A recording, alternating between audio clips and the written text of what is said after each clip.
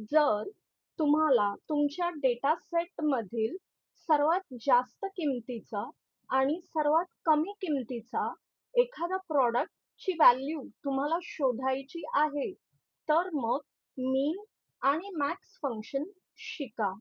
नमस्कार मंडळी.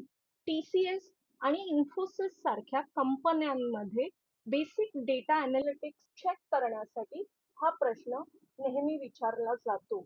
आज आपण पाहणार आहोत की इन्व्हेंटरी मधील सर्वात स्वस्त आणि सर्वात महाग प्रॉडक्ट कसं शोधायचं. आजचा प्रश्न आहे display highest and lowest price of the product. हे अगदी सेलमध्ये सर्वात कमी किंमत आणि सर्वात मोठी सवलत शोधण्यासारखं आहे. एकाच क्वेरीमध्ये आपण रेंजचे दोन्ही टोकाचे आकडे मिळवणार आहोत. चला तर मग क्वेरी लिहा.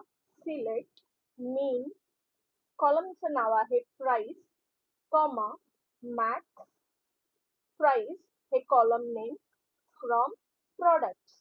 मीन आपल्याला सर्वात लहान व्हॅल्यू देतं आणि मॅक्स सर्वात मोठी व्हॅल्यू आपल्याला देतं.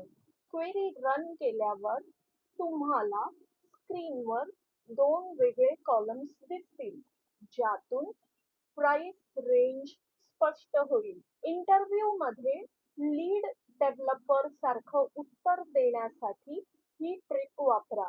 नुसतं मीन मॅक्स लिहू नका, त्याला नाव द्या, म्हणजे अलाइस द्या. मीन प्राइस ॲज मीन अंडरस्कोर प्राइस लिहिल्याने तुमचा रिझल्ट रिपोर्टिंगसाठी रेडी होतो आणि ते वाचायलाही खूप सोपं जातं. आता तुमची वेळ. होमवर्क नोट करा.